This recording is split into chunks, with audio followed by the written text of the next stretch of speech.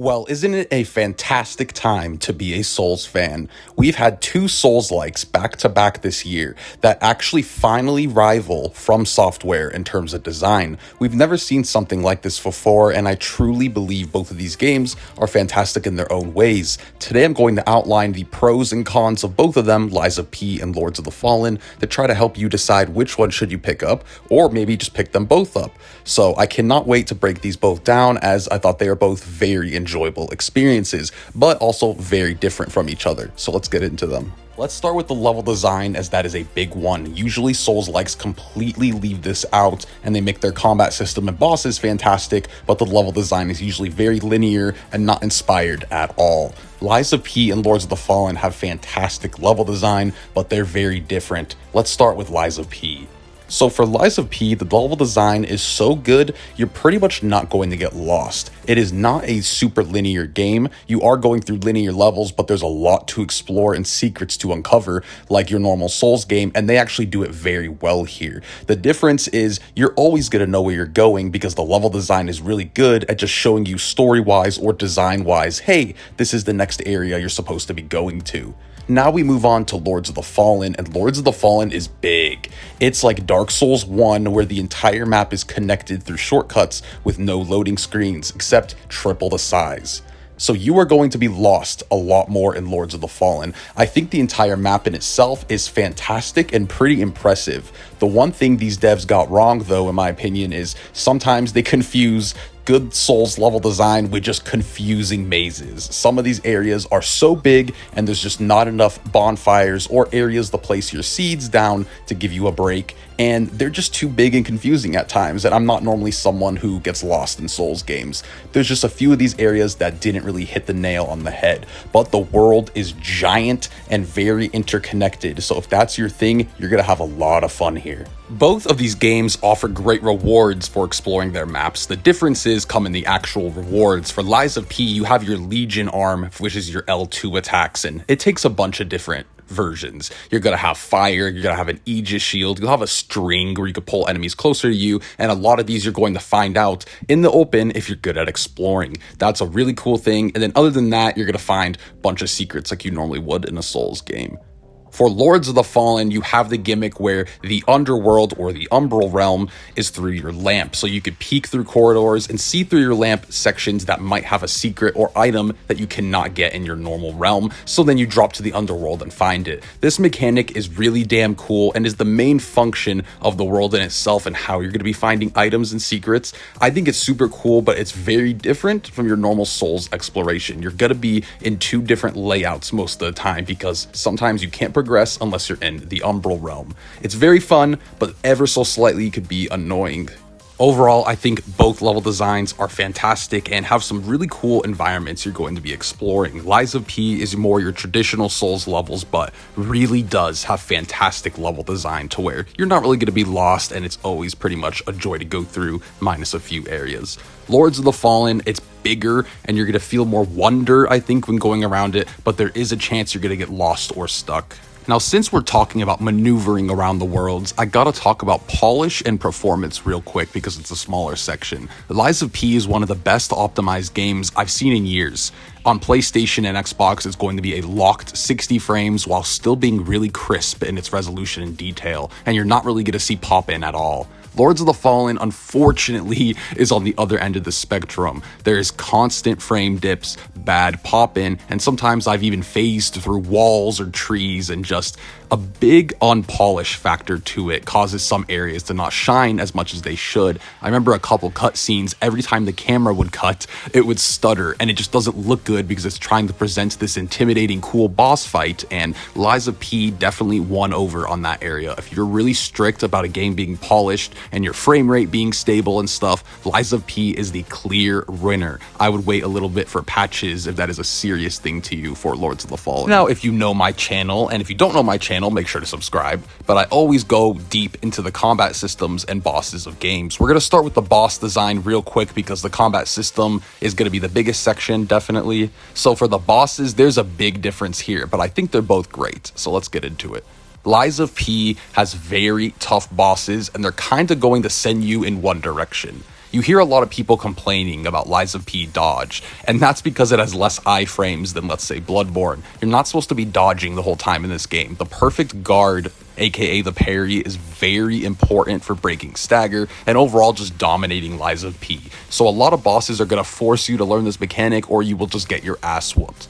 Lords of the Fallen bosses, they are much easier in my opinion, but they're not going to make you learn a certain mechanic. It's more like Dark Souls, where you can use fireballs to a great sword to a tiny knife, and all of them are definitely viable. While Lies of P, everything is viable there, and there's plenty of player choice to go in there, you're still going to have to be good at the parries, so keep that in mind. Lords of the Fallen, you pretty much could go in with anything and overcome the boss. They even have few less moves, I would say. Lies of P bosses, even with their second phases and stuff, keeping in mind, just their first phases probably have more moves to learn than the Lords of the Fallen bosses, at least the majority. I also want to mention Lies of P bosses are very much all reflex based. You're going to be parrying and dodging, and that's the majority of how you're going to get good. Lords of the Fallen, while that's definitely the case because it is a Souls game, they actually kind of go back to the Demon Souls era, and a lot of these bosses have slight gimmicks, but they're actually kind of fun. Like a big guy on a horse, you have to knock him off the horse by shooting a certain explosive plant with your lamp.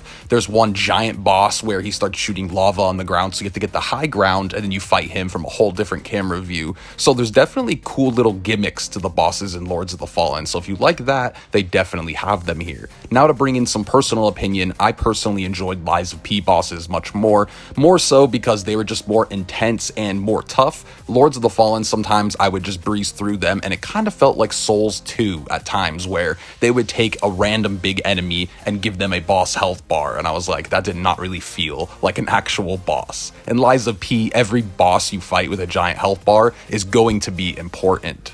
I think all Souls fans will get a good kick out of the bosses from both games though. So now let's go on to the combat systems of both, and thank God they are both great. Starting with Lies of P, it almost feels like it was ripped straight off of FromSoft's engine. It's almost a little weird. It feels like you're literally playing Souls 3 or something, but everything is perfect in my opinion, from the movement to the feeling of your attacks to the variety of attacks. Even the sound design is so good to where every swing or every parry just sounds awesome. And then with your controller feedback, if you're playing on controller, it's really amazing, especially on PS5. You have a lot of variety with your Legion arm, which is basically the gun from Bloodborne. It's your left arm, your L2 attacks, whole bunch of variety from electricity to fire to a shield to a puppet string. There's a lot of variety there. And then your skill tree is also really nice. They have a lot of different game-changing stuff, like different dodges, being able to dodge on the ground, and that's where you're going to get more heals to upgrade.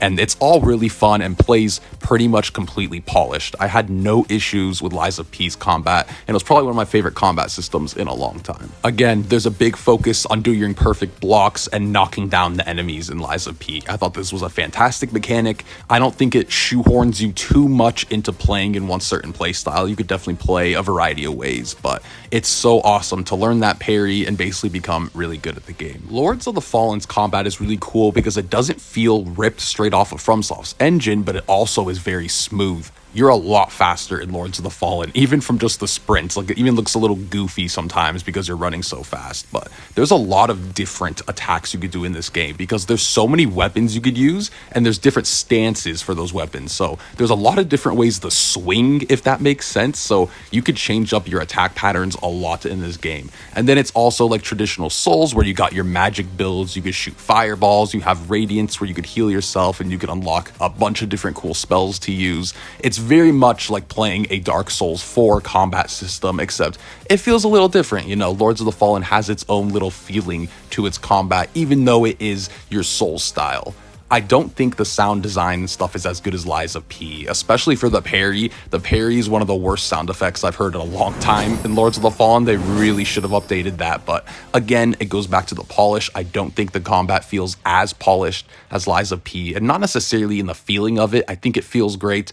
It's just certain times, you know, you'll run the go swing and you'll just clip into stuff, or just something a little jank happens. Also, Lies of P is going to have you on 1v1 fights a lot more. While there is mobs, there's definitely a lot more mobs in Lords of the Fallen. It almost feels like Dark Souls 2 again. So if you love running through levels with a crap ton of enemies, then Lords of the Fallen is your game. It's not as bad as Souls 2 though. Like, I think they designed it in that way because you're usually in the underworld and you're trying to gain XP from basically killing all the zombies. So it's not horrible in Lords of the Fallen, but I also don't think it's the greatest thing in the world having that many enemies. And then going into the story sections, they're both going to tell your story kind of the way most Souls games do. I think Lies of P is a bit more streamlined. You're having more characters kind of up front talking, so I think it's actually easier to follow Lies of P's story, even though it is kind of told in that classic Souls style. Lords of the Fallen also feels just kind of like a normal Dark Souls story. I would say I'm much more interested in Lies of P's story personally.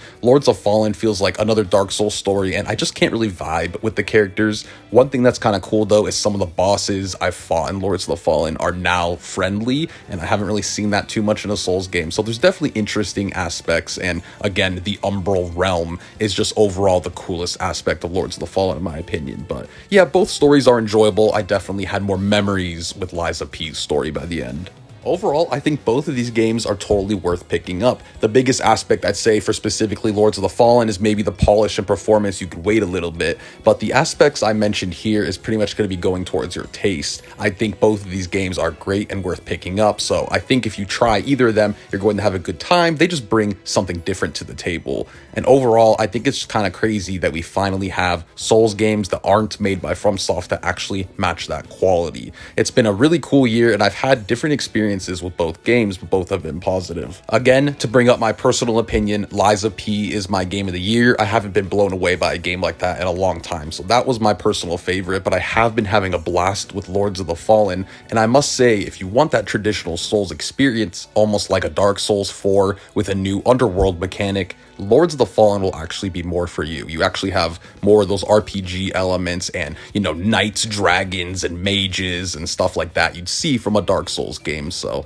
genuinely love them both. I honestly wanted to make this video just to talk about both of them and maybe give you guys a better idea on which one to pick up if you haven't picked them up already, or just discuss the games and get your guys' opinion. So let me know, did you guys enjoy Lords of the Fallen more than Lies of P, or was Lies of P the winner? And also let me know which one you're going to pick up if you haven't grabbed them yet. I hope you guys enjoyed the video. If you enjoy Souls games or JRPGs, more specifically aimed at the combat systems and bosses of them, make sure to give my channel a sub and a like. I really appreciate it, guys. I will see you in the next video very soon. Have yourselves a fantastic day. Peace.